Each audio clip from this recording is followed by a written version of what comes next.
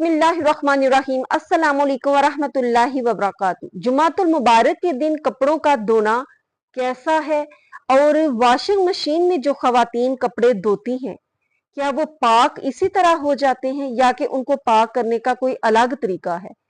हमारी तकरीबन 80% जो खवातीन हैं 100 में से 80% वो ये नहीं जानती और इसी तरह सारे कपड़े मशीन में डाले और उनको धोया और बस समझा के कपड़े पाक हो गए हैं। हालांकि ऐसा नहीं होता। ये कपड़ा धोना और होता है, उसको पाक करना और होता है। कपड़े की सिर्फ मैल कुचैल ही निकाल देना जो है वो कपड़े का पाक होना नहीं होता। सबसे पहले तो बात करते हैं कि जुमा के रोज कपड़े धोना कैसा है। अक्सर हमारी जो बड़ी बुजुर्ग खवातीन हैं वो ये कहती हैं कि जुमा के रोज काम काज जो है वो ज्यादा नहीं इकट्ठे करने चाहिए, कपड़े नहीं धोने चाहिए, कोई ज्यादा इस तरह की सफाई सुथराइयां लंबी जो होती हैं वो नहीं करनी चाहिए। जुमा है, जुमा के रोज स्पेशली इसको ईद का दिन कहा गया है और इसमें बिलखसूस एहतमाम करना, गुस्ल का, कपड़े अच्छे पहनना, घर की सफाई वगैरह का एहतमाम करना, खाना वगैरह अच्छा जो है वो उसका एहतमाम करना, इस तरह एक जुमा को सेलिब्रेट करना ये मुसलमानों का बहुत अच्छा जो है वो अमल है। और इसमें ये नहीं कि आप कोई काम नहीं कर सकते, कपड़े नहीं धो सकते।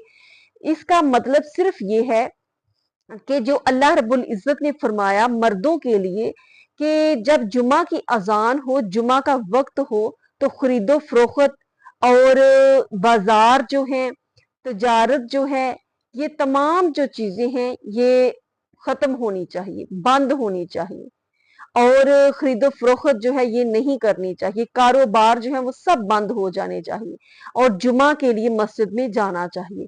खवातीन जो हैं, जुमा का मुबारक दिन है, ज्यादा से ज्यादा जिक्र अज़कार करना चाहिए, दुरूद सलाम पढ़ना चाहिए। बिलखसूस दुआ के जो मखसूस औकात हैं उनमें सईदा फातिमा तो ज़हरा रज़ी अल्लाह तआला अन्हा उनका भी अमल था कि आप काम काज छोड़कर आप नमाज असर से मगरिब तक का जो वक्त है वो मखसूस इबादत के लिए आप करती थी, दुआ के लिए आप बिलखसूस वक्फ किया करती थी कि उसमें मकबूलियत के ज्यादा चांस हैं। सिर्फ ये कहा गया है उससे जुमा के औकात से पहले चाहे आप कोई भी काम काज अपना करते हैं उसमें कोई कबाहत नहीं है। दूसरा ये कि कपड़े धोना वॉशिंग मशीन में उनको पाक करने का तरीका क्या है। हमारी अक्सर खवातीन इससे गाफिल रहती हैं और कपड़े पाक नहीं होते। जो भी कपड़े हैं उनको इकट्ठा पकड़ा और मशीन में डाल दिया, धोए और उनको पानी के साथ धोया और बस काम खत्म। ऐसा नहीं होता। वो कपड़े जो कि आप समझती हैं कि नापाक हैं, छोटे बच्चे का अक्सर कहते हैं कि पेशाब जो है वो नापाक नहीं होता, ये भी बहुत बड़ी गलत फहमी है। बच्चा चाहे 4 दिन का है, उसका जो पेशाब है वो नापाक ही होता है।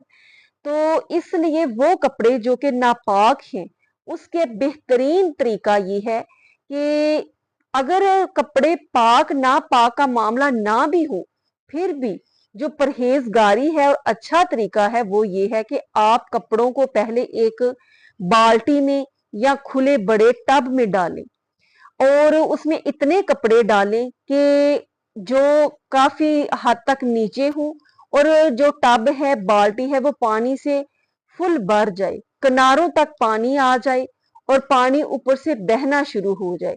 ये आप साथ देख सकते हैं पिक में जो दिखाया जा रहा है कि पानी जो है वो कपड़ों में बिल्कुल इस तरह से ऊपर आ चुका है कि किनारों से नीचे गिरना शुरू हो चुका है। तो इस तरह से कपड़े जो हैं वो पाक हो जाते हैं। वॉशिंग मशीन में डालने से पहले थोड़ी एक आप मिनट के लिए कह लें कि पानी जो है वो ऊपर से बहना चाहिए। तो जब पानी बह जाता है ऊपर से खुला तो फिर वो कपड़े पाक हो जाते हैं। फिर आप वहां से निकाल के निचोड़ के वॉशिंग मशीन में डाल के आप उनको धो सकती हैं। ये कपड़े पाक करने का तरीका है। बाज जो हैं खवातीन वो ये कहती हैं कि कपड़े वॉशिंग मशीन में धो के उसके बाद जब आप नल के नीचे करके उनको वॉश करती हैं तो उस वक्त कलमे पढ़ने लग जाती हैं, बिस्मिल्लाह पढ़ने लग जाते हैं, कपड़ा पाक हो रहा है। कपड़ा पाक करने के लिए कलमा पढ़ने की, बिस्मिल्लाह पढ़ने की जरूरत नहीं है। वैसे भी आप गुस्ल खाने में नहीं पढ़ सकती कोई दुआ, कोई कलमा। तो उसके लिए सिर्फ पानी जो है ये कपड़े को पाक करने के लिए काफी होता है और इसी से कपड़े पाक हो जाते हैं। उम्मीद है आपको बात समझ आई होगी। अपना ख्याल रखिए, दुआ में याद रखिए। अस्सलाम वालेकुम व रहमतुल्लाहि व बरकातुहू।